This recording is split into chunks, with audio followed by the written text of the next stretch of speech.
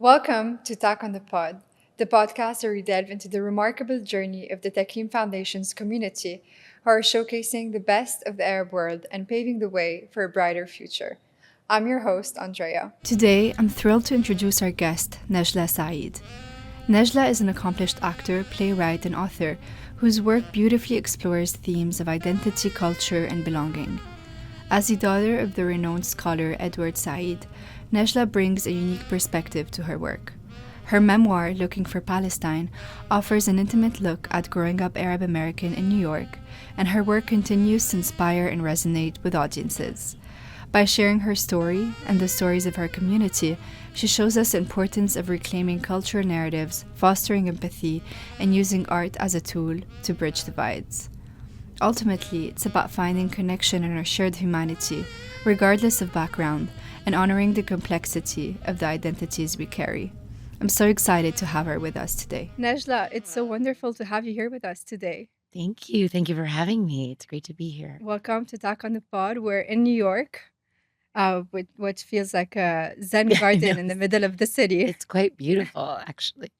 So I'm really happy to get into the conversation with you today, and get into your artistry. Your body of work has touched so many, from theater to writing to music.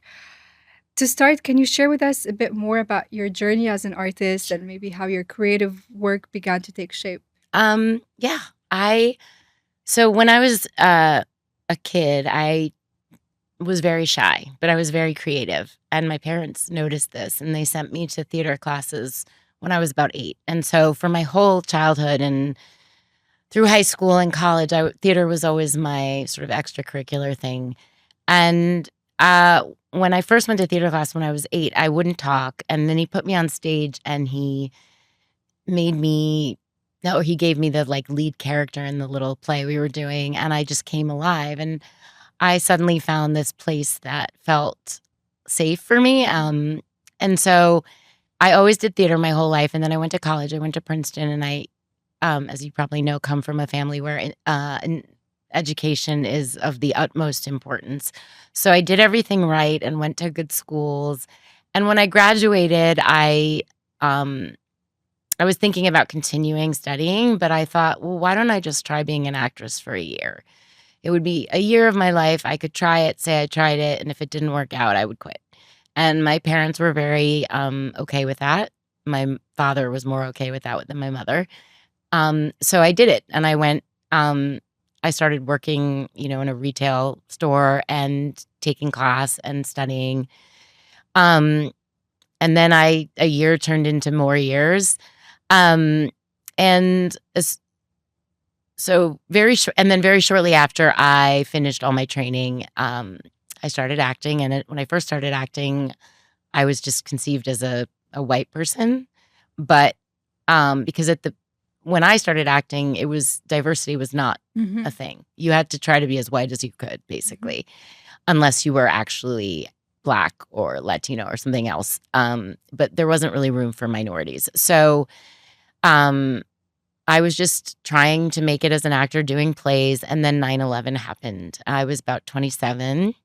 And that's when everything sort of shifted in terms of the work I was doing. I was always very much drawn to theater, but it wasn't until after September 11th when I connected with them Mm-hmm. before. A group of young, like Arab American actors had gotten together and started meeting and Mm-hmm. talking about doing a play. But it wasn't until September 11th that we decided that we really needed to do this. So with these 7 other people, we started an Arab American theater company. We did a few workshops, performances.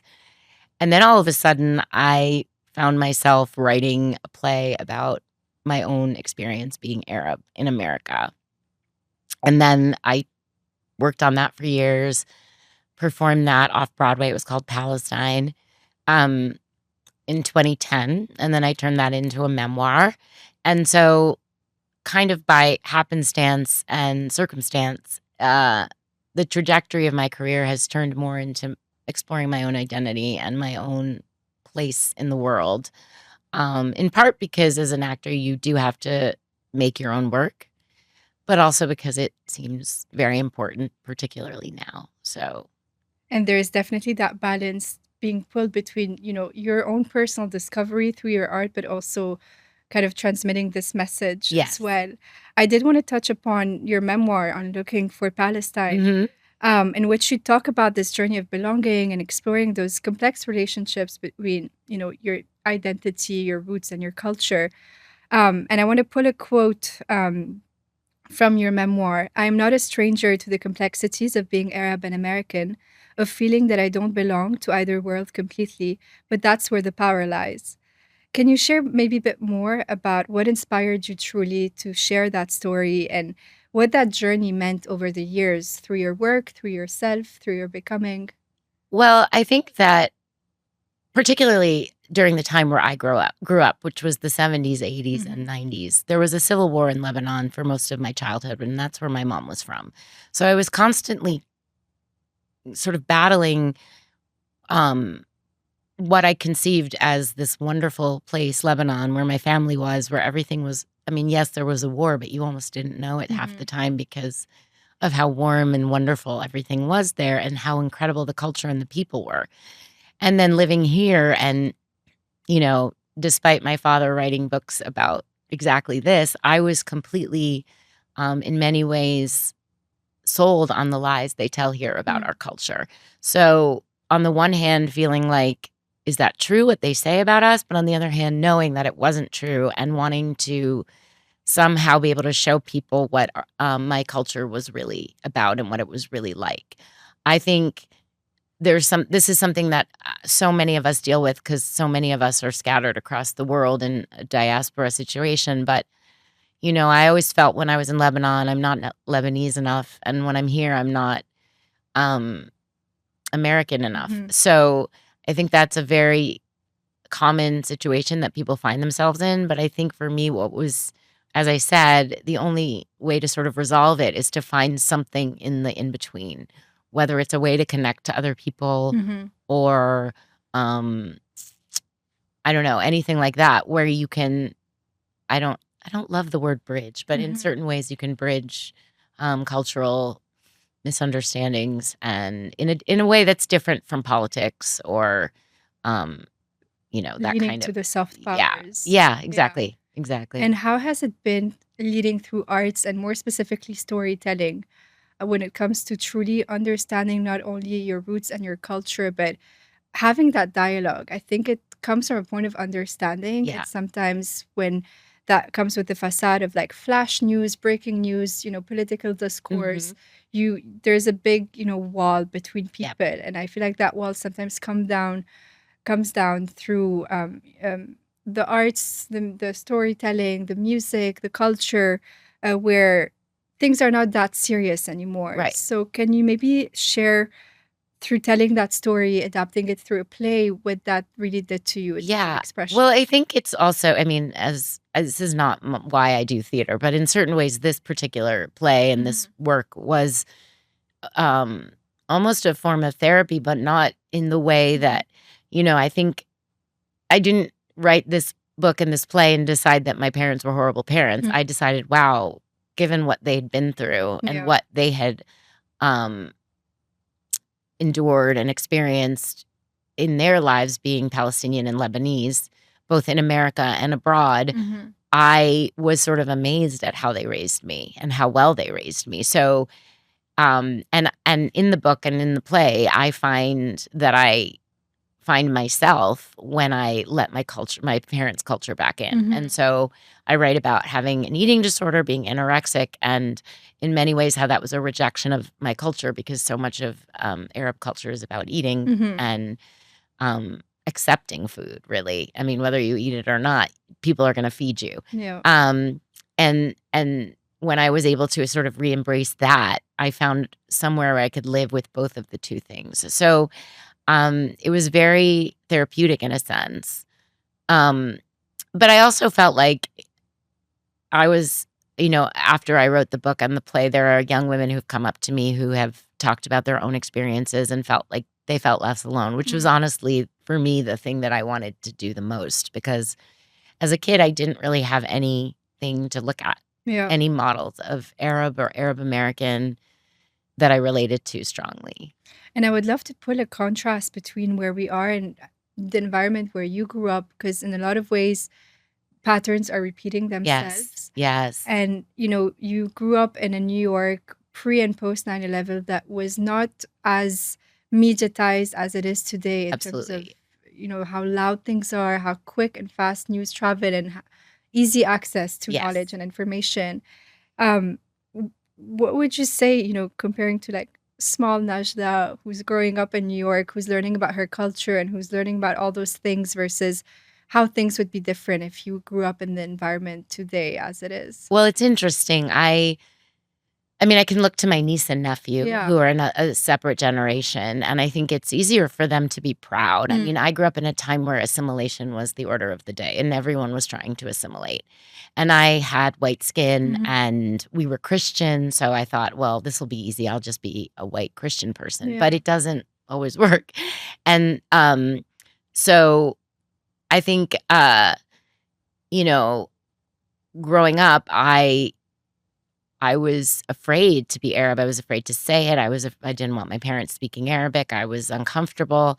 And now it's quite the opposite. And I think if I were growing up now, it would be I mean, my friend's kid is 8 years old and she's always talking about Palestine. And, Mhm. my niece wrote a beautiful poem about the war. And, I think there's something in the generation now, the younger generation, Gen Z and younger, where they're just so okay with who they are, and I'm envious of it. I mean, I still wouldn't wear a keffiyeh on the street. Mhm. I'm so, like, paranoid about, I see. that stuff. Mhm. But I think, I think that my generation had to go through what we went through to be able to sort of have this newer generation, and what's great about it is it feels like having also almost been bullied as a kid. It feels like if you were bullied as a kid and now everyone is on your side Mm. or people are coming up to be on your side. And it's a lot of it is the younger people. Yeah. So I feel very grateful to them and also a little envious Yeah. because I don't know what that experience is like of being fully open with who you are. I'm still, some of the people I grew up with who are Jewish and obviously quite Zionist because they have trouble with me nowadays. But I'm I'm sort of disappointed and saddened that they didn't seem to learn anything about who I was Mhm. in all the years they had to know me. So I think also what's interesting and fascinating about a city like New York is that you're expected to run into people from so many different yes, cultures and backgrounds. yes, So there's this immediate New York, place of mind where you're just understanding of other yeah, people and interested and curious about exactly, cultures and cuisines and languages. And it's interesting how things like suddenly shifted when yes, the narratives became imposed and the public discourse became more divided. So I would love to maybe touch upon, how do you handle that? yeah. Or Well, it's been difficult. I think, even though I had produced this work, these two pieces of work, the play and the book, and a lot of people who Mhm. knew me had seen them, and I thought I was very clear about what I felt and what I think. Somehow in the last couple of years, they're surprised, Mhm. and that has been difficult. But I think as you pointed out, that is where the storytelling power comes from because all I can do is constantly repeat the story of what my family went through. Mhm. And I think in terms of this sort of issue in the grand scheme, it's not complicated, but the individual sort of stories are. Mhm. And, you know, to have people I've known for over 30 years really suddenly decide they can't speak to me anymore because I don't know why, Mhm. because I don't agree with what Israel's doing while Israel's bombing my family. Um, it's it's difficult, but on the one hand, the people that I've had to step away from, I don't feel bad. I feel disappointed in them, and I think a younger me would have felt hurt. Mhm. And however, if someone is still willing to engage, I will engage with them. I just have better boundaries than I did before. Um, I think I used to just let people talk and I would just not respond. because it didn't feel like worth it. Hmm. But I think now that's changed slightly. And I've had to let go of a lot of people. And as I said, it's disappointment in them rather than feeling like everyone hates me, which Hmm. was probably how it felt at the beginning. Because I think so many of us who are minorities in this country Yeah. work so hard to be perfect and good. And I spent my whole life being And good silent. and yeah, a good girl and polite and really nice to everyone. And at a certain point, I have to speak up for myself. And I think some people got disappointed about that. And Yeah. that's unfortunate. But what's good is that it doesn't hurt anymore. At the beginning, it hurt so much. You do carry a very big legacy on your Mm-hmm. shoulders. Your father, Edward Said, was an intellectual giant, worked at Columbia University, did some research at Stanford, and his body of work, notably with his book Orientalism, had a profound impact on truly depicting how the West understands the East and critiquing, those stereotypes and the distortions that happens to Arab and Eastern culture. And for his time, it was a little bit of a new thing because it's coming 30, 40 years after decolonization in the Middle Exactly. East. Yeah. So he's kind of one of those first to truly like break things down as they are. And I think right now the work still carries so much Yes. relevance and importance because it's coming back to light. And I think the way the world is distorted right now, it's easy to shape narrative and shape public discourse when you own the storytelling, Yes. and it's also easy to justify actions when you can paint the picture, and that's like a human force of Right. nature. I mean, we don't feel bad for certain things because maybe they're out of sight, out of mind, and that's just the story we tell ourselves. Exactly. And I think it truly inspires me. And just to put it on the side, I think part of this podcast was a mission to highlight people from our culture, and humanize them and kind of show the stories that bring us at a much higher level, Yes. which is our job to romanticize our Absolutely. culture. So to bring it back to you, how does this legacy that you continue through your arts truly influence your purpose, whether it comes from understanding your identity, your mission in the arts, and your approach to storytelling? Well, it's an overwhelming sort of legacy. And I always knew my dad was sort of famous in Hmm. certain circles when he was alive and he would draw great crowds. But I didn't understand until he passed away that Hmm. he held a great significance for a lot of people in a lot of different contexts as well.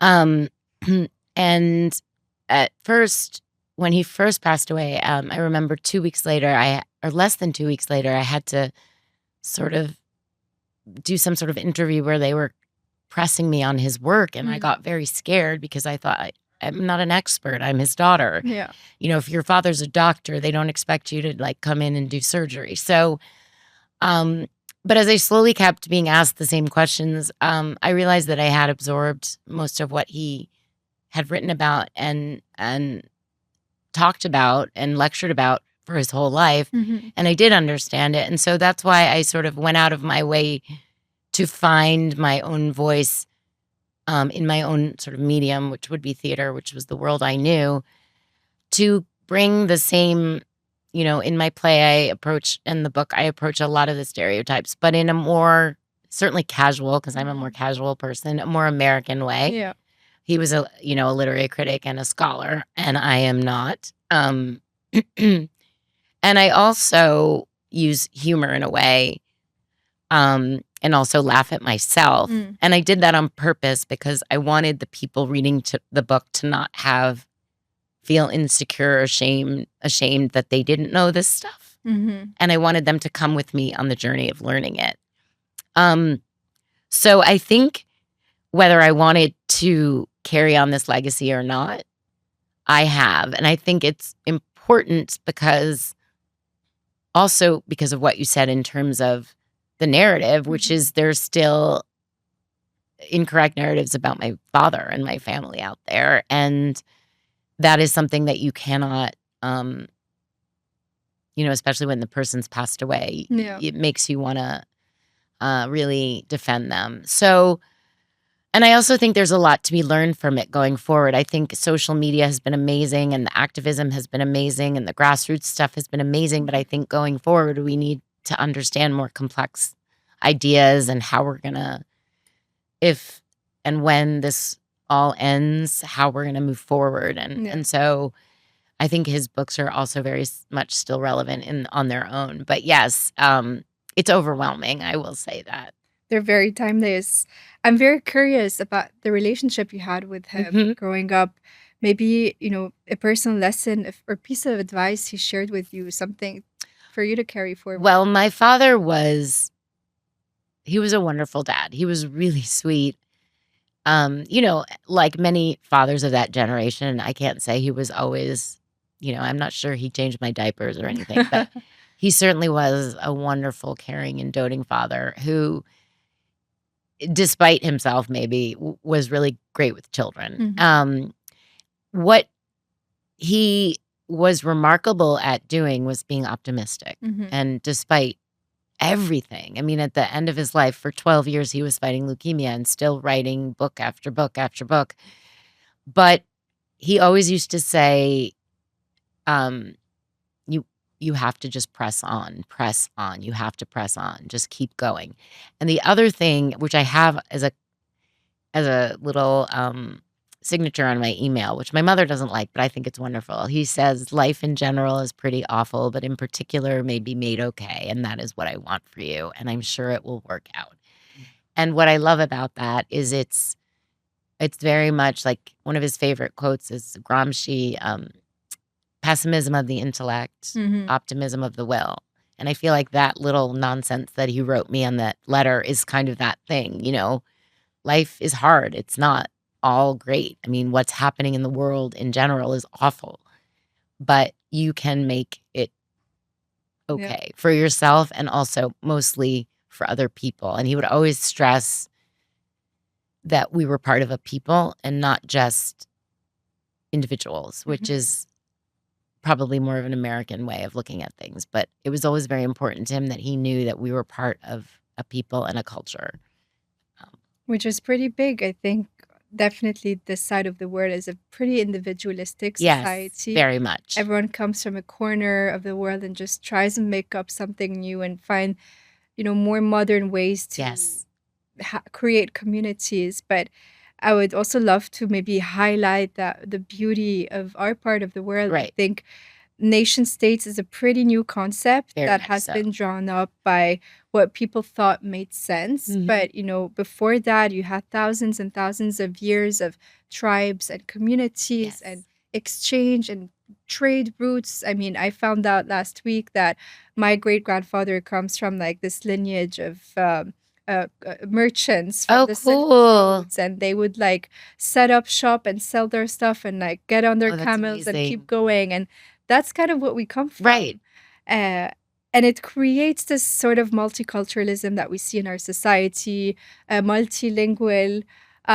Even in our genes, I feel like we're a mix of a lot of different things. Yeah. I mean, we've had all the civilizations cross our lands, from the Romans to the Greeks to, a little bit of the Egyptians, and then more recently Ottomans and French. Like, we've really seen it all.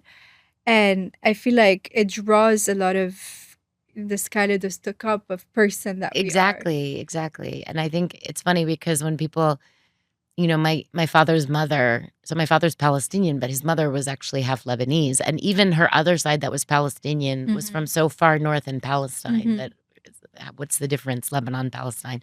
So we are a very, mixed and interesting culture. And I do feel, it's almost like you feel that all of these civilizations carry through you. Yeah. I would also love to touch upon maybe about those stories of family and immigration. Also, the truth of a lot of people from our part of the world is that conflict, chaos, we end up, separating and moving away. I mean, Lebanon alone has 14 million Lebanese abroad versus 4 million in the country. I know. I went to Sao Paulo a couple of years ago and I thought, oh, well, all of Lebanon seems to be here. And we're everywhere, and we carry our identity forward. You mentioned, this experience between, being part of America, trying to fit into the white girl stereotype, but at the same time discovering your real heritage and trying to bring that more into your life and to your work. Um, can you maybe talk about some of those experiences or maybe disconnection, how Sure. that was like? Well, for me, I think one of the most, and I talk about this in the play and the book, and my favorite section of the play is when I talk about Arab culture and all the things that I love about it. Hmm. So, even the language, I think, is one of the most beautiful things. Just the way we give each other, everyone has a pet name. Like nobody is called by their name. True. And then Habibi, Hayati, Ayuni, Ruh, Mhm. all these things I could never. And my father would say, you romanticize your friendships. They don't do that here. We do that where we Yeah. come from, but they don't do that here. So the poetry of Arabic, the Arabic being such a poetic language, and how we talk about our beloved friends, even or family, is something that's very much missing here. But I think I've sort of taken it with me. Mhm. I treat my friends in a way that I think is very Arab, Mhm. and I don't know that they necessarily know that, but I'm okay with that. Um, and I think you know the way that we are just in many ways, like you said, especially the Middle East, like Lebanon, Palestine, Jordan, Syria, the way it's so Mediterranean Mhm. and how that is so similar to the rest of the Mediterranean, but it's also Arab, but it's also so it's kind of this wonderful thing. And I embrace having all of that inside of me. So yeah, I mean, there's so many things about the culture that, I say this in the both the play and the book, but even the language is more about the other person. Mhm. You're talking to someone, all your attention is on them, not me, me, me, me, me, me, me. And I think that's one of the most wonderful things. And so, People live for each other. yeah, yeah, Yeah, for community, for lunch, all of us together yes, at the table with your exactly. parents and your family and the grandma and her friends. Right. And then you're like, I'm Yeah. hanging out with my family. And Yeah. that's not weird. It's amazing. I love all these people. It's like your neighbors and the whole community Yes. becomes the family. Um, how do you navigate, maybe let's talk about the undertones of this disconnect. I think probably being and growing up away from it, had you kind of guess between what to keep and what to remove just to fit in? Hmm. So I would love to maybe understand, especially today, with this increased responsibility to speak up, um, how do you handle carrying the things that are important versus letting go pieces of yourself just to keep going? Um, well, I think it's interesting because at this point, I am more holding on to things. Hmm. And it's exhausting if you scroll through social media and you happen to see a post with questionable information or incorrect information or slanderous information. Um, for me, at this point, it's not funny anymore and it's Hmm. important to speak up. Um, I, in terms of letting things go, I think some of the things that I would let go is more of what I was just saying. Like, if my friends who are American don't treat me the way that I treat them, Hmm. then I have to let that go. But in terms of things that are not okay, the way that, we're talked about in the media, the way that people I know, if I Hmm. happen, people that I grew up with or went to school with that I don't know that well, and I see on social media that they've said something or posted, I will not speak up. And Hmm. I think that's changed recently. I used to just be like, "Well, I can't Yeah. change everybody," but I don't know. It feels so important now, and maybe it doesn't do anything, Hmm. but I feel yeah.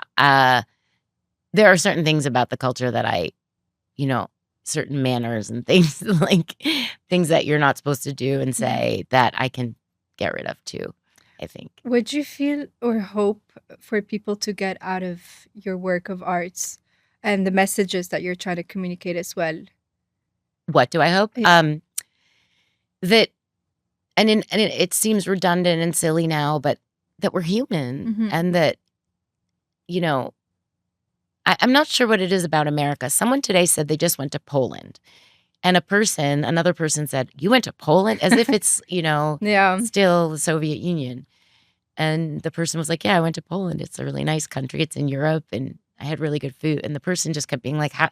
So I think, in that regard, it's the same. The civil war in Lebanon ended almost 50 years ago. a Yeah. long time ago. Mhm. Let's just leave it at that. And so, and yes, there has been some stuff going on there recently, but to constantly and continually believe that this place is some sort of disgusting backwards dump that's full of terrorists, it's annoying, and it's embarrassing for people. And so for me, that stuff is important to convey. And I hope for people to understand that we're human, that we have the same feelings, that we're actually from a remarkably loving and beautiful culture. And everything is so, like, the food, the way people, The heritage. the too. heritage, the history, the everything, the beauty of it. I mean, the fact that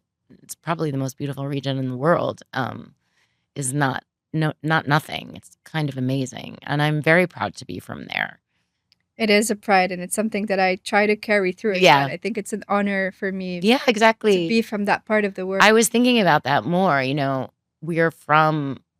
When I was a kid, I was embarrassed where I was from, and I'm like, I was with a bunch of Christian girls talking about, in school we had to recite Bible verses, and I'm from there, and I should be The like, source. I am like Yeah. a real person from there, and they're worshiping these people. So, but it never occurred to me. I think there's a funny story. I don't know if I'm going to be able to say it right, but the person that decided to put white on the labels, when you're like applying for a Right, job or right. something, you have like Hispanic, Right. white, all of those boxes, was a Lebanese person. Oh, that's And interesting. the reason why Middle East is not a thing of its own, it's part of the white, is that apparently he was able to convince some person that who was a Catholic, Oh, because we're that Christian. we Lebanese are Christian, we're from the source of Christianity, like therefore, if you're white, I'm white. Oh, interesting. Yeah, I always knew that someone had made it that, but I didn't And it know was the a reason Lebanese person. the reason why. And that's interesting because on the census, it says under Caucasian as an example, Lebanese. Okay, And I was wow. like, I guess I have to. So It's it is interesting. funny, yeah. So then, it becomes a thing of, I think, ignorance sometimes. Yeah, and absolutely. misunderstanding that truly makes people more naive and quick and easy to judge. And I really feel like, obviously when it comes to political discourse, people have strong walls, but maybe the arts can help soften that. Absolutely. I think the arts, theater specifically, is what I can really talk about. In our family, we have also music as in a similar way. But in terms of theater, it's the art of acting and is listening. And so I am working on something now with a Jewish woman. By the way, Jewish is not even her identity. She just happens to be Jewish. She's completely secular. She's not a Zionist. We just decided to sort of dramatize our conversations about everything that's happening now. And she tells me about her family and I tell her about mine. And it works because she asks me, my grandmother's brothers all died in a concentration camp during World War II. And sometimes I wish they'd gone to Palestine and been safe. Does that upset you? And I respond to her, well, yeah, it stings a little bit, but how do I not understand that you want your family to be safe, right? So we have those conversations that no one wants to have. And that's because you're looking at a human being and you're having a human conversation. And I don't know how that gets translated onto a larger geopolitical level. Yeah. I don't know how to make world leaders care about humanity. All I know is that if you can change a little bit in someone's mind or 10 people's minds, then you're doing something.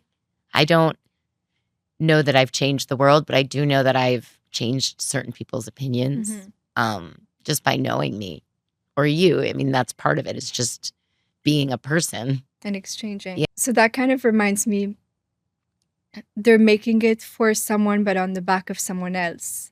And I think maybe the humanity is sort of putting everyone on a similar, level instead of justifying one thing but completely ignoring the same problem on the other Right. coin. And I think a lot of people talked about this double standard from a point of understanding, especially recently with Right. how the world has shifted. But I really hope, I think, with the grassroots movements that have been happening, with the way social media has been putting more light and more reality into those things, that there's going to be more understanding Yes. across both sides. And I think, maybe on the dining table with 10 people, if you can change one person's Exactly. mind, you're doing a good thing. But also, through soft power, through storytelling, in ways that let your guard down too. I think I'm also against super violent activism I agree with because I you. feel like it paints such a totally wrong picture of Well, what that's this what's is been about. difficult for me is I live in a neighborhood with a lot of Jewish Hmm. people who are Zionists, and I know them not very well, but I see the way they react to some of the things, and it's not that I disagree with what the, activist people Hmm. are saying. It's just I think about my father always talked about persuasion and using persuasion and winning people over. Exactly. And my father also was always very careful, if you look back at what he said, to acknowledge Jewish suffering Hmm.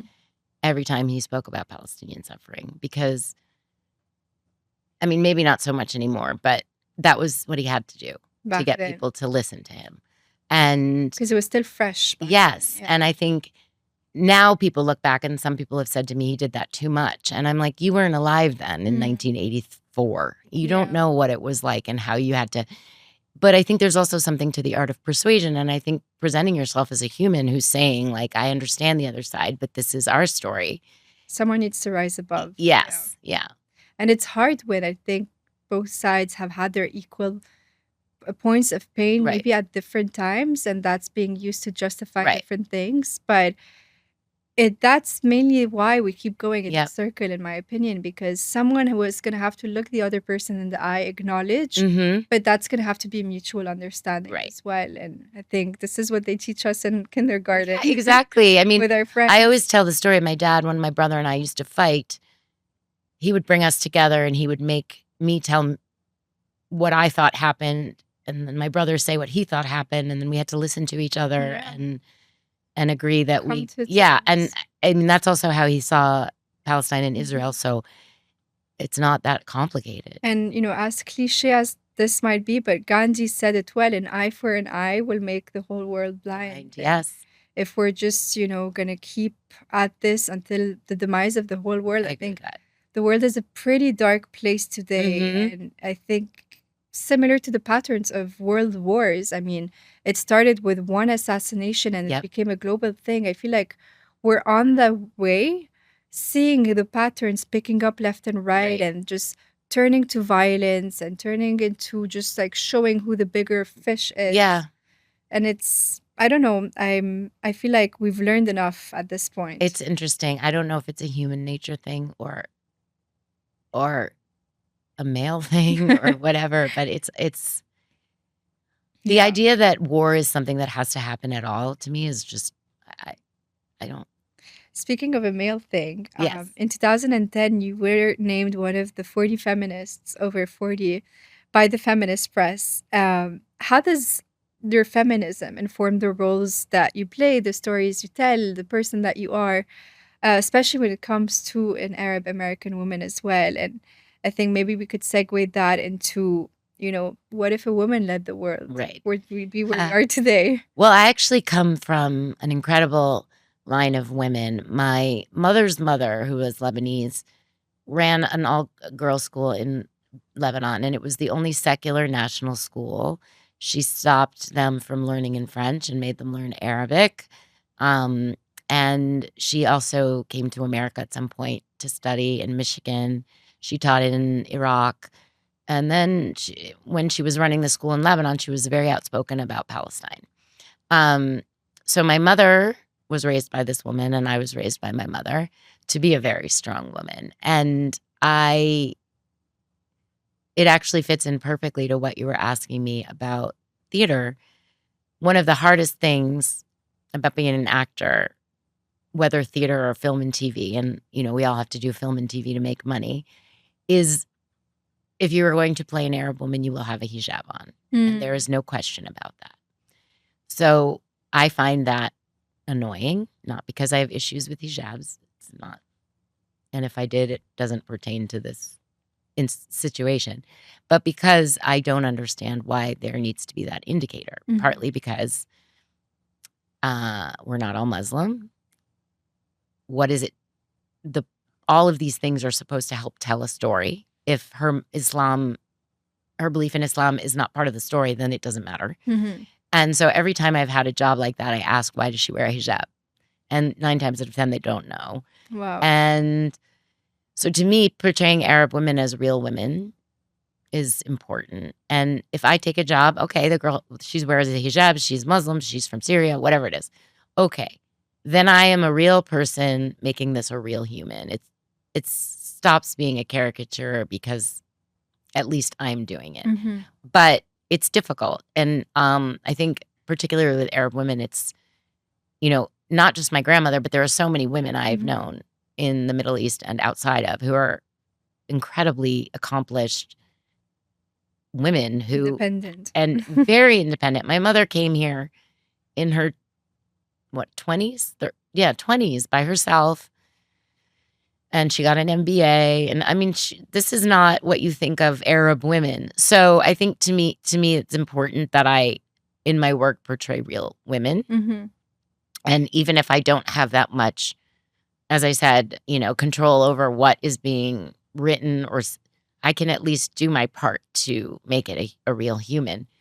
But I think particularly Arab women are very much maligned, and the idea that we just don't talk and we just cover ourselves and run to the other room. It's very dated. Because even also women who do wear hijabs don't necessarily behave that way. I don't know what that is, And it's kind of depicting maybe traditional in some instances, but not the modern day woman. No, and that's the thing. It's very dated, and it's very certainly, I'm sure, in small villages and stuff, but that's the same anywhere all over the world. The world went through that same shift when it comes to Exactly. women too, and I think that's like a much larger conversation about the role of women in societies. And I think, over the past 100 years, that changed big time. I mean, absolutely. And it's not just, they always show those pictures like, women they used to wear mini skirts in Iran. It's not that. It's more about, we live in the modern world. It's not, the whole world lives in the modern world. Exactly. It's like, get with the times. Yeah. Speaking of your mother, you've had the privilege of working with Vanessa Redgrave on A World I Loved, adapting your grandmother's memoir. Yeah. What was that collaboration like, and how did it influence, your approach to storytelling? It was wonderful because this was one of the first times I didn't do the adaptation. I mean, this something that I would have done is take my grandmother's story and turn it into a play, but Vanessa was so moved by it that she wanted to. It was wonderful. We did it in New York, and we did it in England, and we did it in Beirut. Oh, wow. So it was quite interesting working with someone like that, partly because she's never had to have another job. So she can focus all on her script and her work. And, I'm running in and out from my day job all the time during rehearsals. She reads the script over and over and over. It was a master class in work, acting with someone legendary. And I was also so proud of my family. And my grandmother's memoir is really also a love letter to Lebanon. And so it made me really happy and proud to do it there. Can you share a bit more of that story? Sure. Well, my grandmother was born in 1909. And then she died in 1979. So she lived through quite a bit. And throughout the book, when she goes to Baghdad to teach, she's on the boat and she sees them dropping off arms in the port in Israel and Haifa, although it was still Palestine then. And she sees them drilling for oil in Iraq. And so she watches all this. And then, during World War II, she's writing about, these poor Jews, what is happening, So you see the whole century sort of play out through her eyes. So all of the history that happens. And that, what I find is a great way to tell this. Again, it's a human story telling history. And I always recommend it to people who want to know more about the conflict, because it's just literally a human being like watching it all happen. From the sidelines. Yes. And then also you see Lebanon change and the French leave, and Lebanon try to become its own place, and then the Civil War, and she dies at the end. At the end of the And she's very, very, very angry about how much hatred there is in men's hearts. In men's hearts specifically. Yeah. And we women just sit and watch. Yes. Najla, last year you received the Cultural Distinction Award from Takrim in Boston. The foundation works a lot through amplifying Arab voices and contributions by highlighting them on the stage. What did this honor mean to you? Oh, it meant so much to me. Because it was an honor for my artistic work, which also a lot of times I'm honored because I'm someone's daughter. And so this was really very special because it was about me and my work. Of course, in that is a continuation of my father's legacy, but I felt very proud. And I also felt proud that it was a Lebanese organization, because when you're the daughter of someone who's famous for being Palestinian, no one ever asks what your other half is, and they assume you're Palestinian. And Lebanon has meant so much to me, and it meant a lot to my father too. It's where he really learned Arabic, and he spent a lot of time. He also was influenced greatly by my grandmother, interestingly enough. So, I mean, my mother's mother. So it was an incredible honor. I felt really happy, and I was honored to have my mom with me. I think she was quite proud. With everything that's happening in the world today, how do you personally stay inspired and hopeful in your work? I just keep asking questions and keep trying to, I mean, it's hard. I've been working on this piece, as I mentioned, with this Jewish actor friend of mine. It's funny to call her Jewish because that's not how she identifies at all, but for the purposes of what we're doing. And every time we meet with our director, it's like, how do we even do this? But then we start talking, and the conversations lead to writing, which leads to performing. And once you're in front of an audience and you see them appreciate it and be grateful for it and thank you because they need it, then it's totally worth it. And you feel like you're doing some tiny little thing, even though the world, I don't know. I know. I don't know is a good word. It's very, I don't know. As you continue to build your body of work, what do you hope those audiences would take away from those performances and those writing? Honestly, I hope that if I could do anything, it would be to get rid of every last vestige of, accepted racism against Arabs, Palestinians, or whatever. And so, yeah, I mean, if there was a way that I could really, really, really make it so that when someone heard the word Palestinian, they didn't just think the opposite of a Jewish person or even Lebanese. And they thought of a whole person or a whole culture or human people, and not in stereotypes. That would be the most incredible thing. Yeah.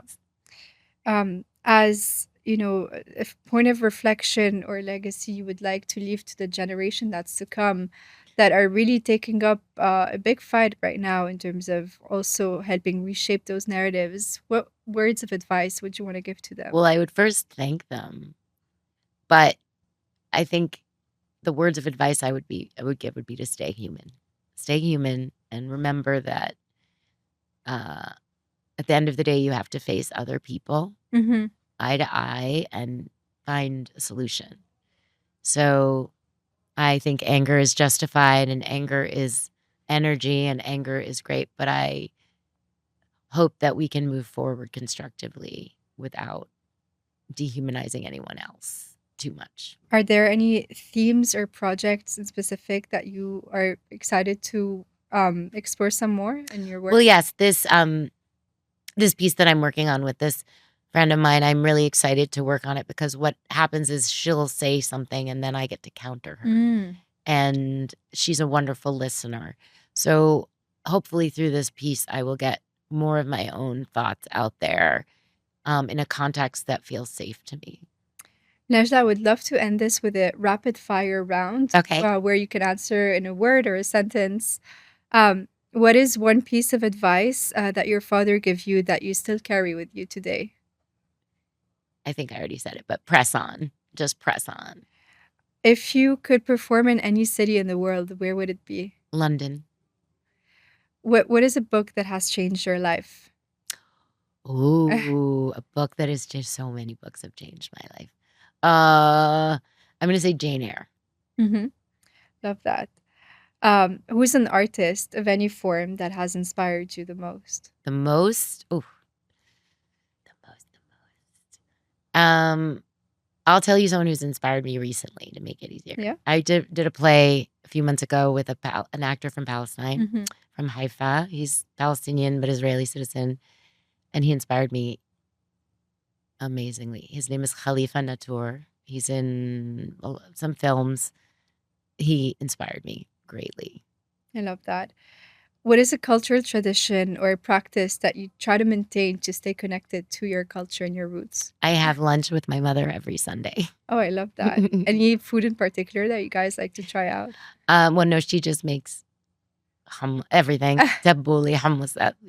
She's Lebanese. She makes a lot of food. But she started this because she used to have lunch with her grandmother every Sunday, and now I think it's the best. And then, what is one thing about being an Arab woman that you wish more people understood? That we're tough as balls. Excuse my language. Arab women are not meek by any stretch of the imagination. Najla, it was such an honor to have you here with us today and hear your beautiful story. Thank you for being with us at Back on the Pod. Thank you so much.